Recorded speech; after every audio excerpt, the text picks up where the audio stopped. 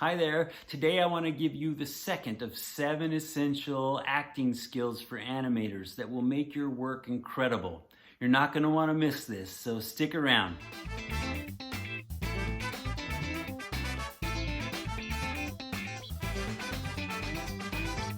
Welcome to Animacting. My name is Jamie Young. I've been a professional performing artist for 26 years, and I want to share a few things with you that I know can help your animation work become much more powerful. Have you ever wondered what your characters should do on stage in terms of movement? What kind of gestures they should use? Or maybe you're worried about your characters moving too much. Well, as a performing artist, I've been able to work with thousands of actors and student actors on how to move more effectively on stage. And I believe that there are a lot of ways to translate those skills into your work on screen with animated characters. So, I want to give you the second of 7 essential skills for animated characters. Move your character. That's our second essential skill. Look at it like that phrase, a picture is worth 1,000 words. When your body is moving, it's communicating what's going on inside the mind of the character. So words are not the only means of communication. The body becomes the picture that creates thousands of words of meaning. I would say that moving pictures create millions of words of meaning. If you look at what goes on a live stage that I've spent most of my career on, actors constantly, even some of the most experienced, constantly wonder, what am I supposed to do with my body? When you first get that script and you're holding your script in hand and you start moving through the set and through the space, it's very awkward to figure out what to do with your body. So a lot of my efforts as a director were to help actors do that. Well, I see the same thing as I study animation. I see the same thing going on. The animators aren't quite sure what to do with their characters. And when they do experiment with movement, often that movement is not very lifelike. And so I think that if you're able to get your characters moving in the right way and in natural, believable ways, you're going to have a powerful impact on your audience with this kind of work. You might think about it kind of like learning a language. I spent 6 years of my life living in Korea, South Korea of all places. And for part of that time, I was a diligent student of the Korean language. And at first, you only know a few words, and so you're communicating in one-word sentences. You don't know a lot of means of communication. But as you increase your vocabulary, as you begin to learn more words, you're able to express yourself in dozens and eventually hundreds of contexts. Movement is the same way. We have a movement vocabulary. And what the animator needs to do is to increase that vocabulary so they have multiple means of being able to communicate the ideas of the character. So this movement vocabulary can be helped by learning a few basic principles. So first of all, I want to teach you that there are, simply said, 3 types of gestures. The first gesture is a gesture of the arms and the hands towards the head. I call it the face gesture. It can go to the back of the head. It can be here in the front of the head. It can be anything that is on the face.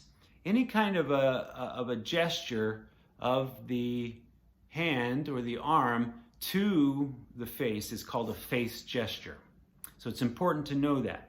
Now, the next kind of gesture is a space gesture. So anything out in space around you, anything that you do can be out in space is a space gesture. Anything that your hands and your arms are doing.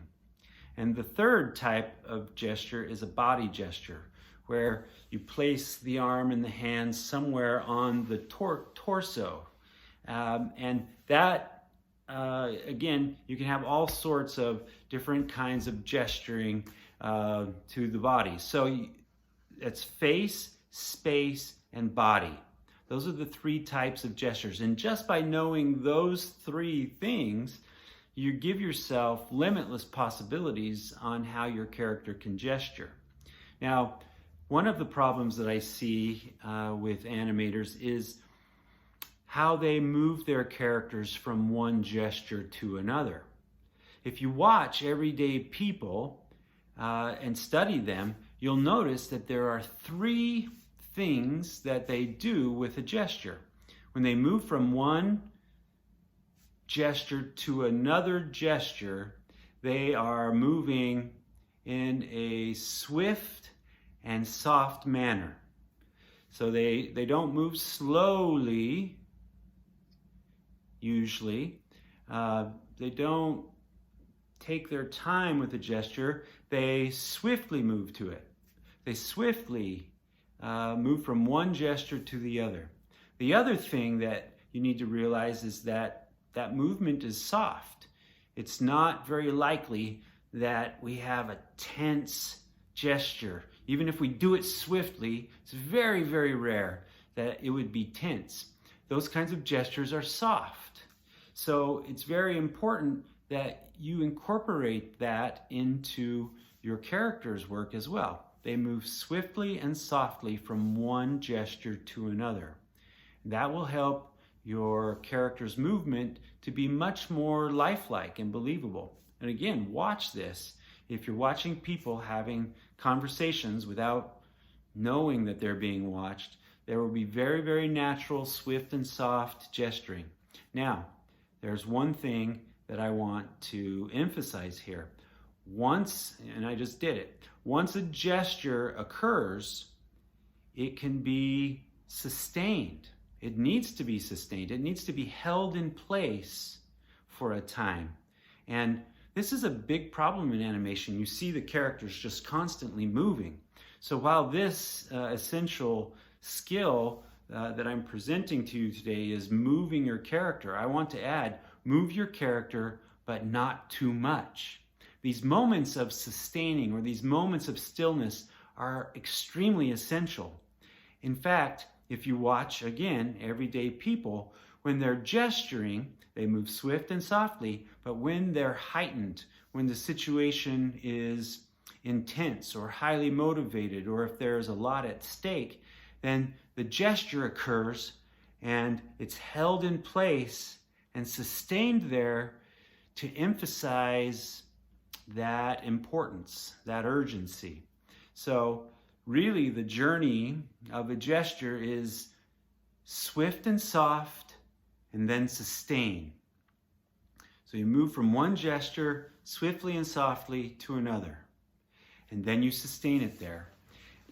You know, depending on the situation, you know, you only have 3 to 7 seconds from each camera angle and each look to be able to hold and sustain a gesture. And so when you're doing film work, you know, these sustaining moments for the highest types of emphasis and highest urgencies are probably going to only be about 5 or 6 seconds that you would hold a sustained gesture.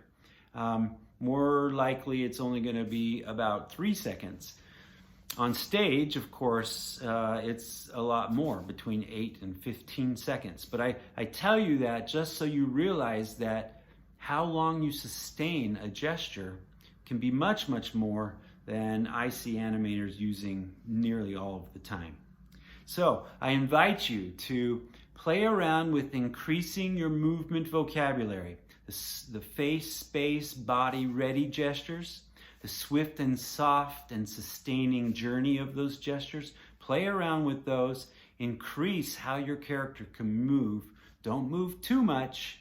Use that stillness to help punctuate each moment.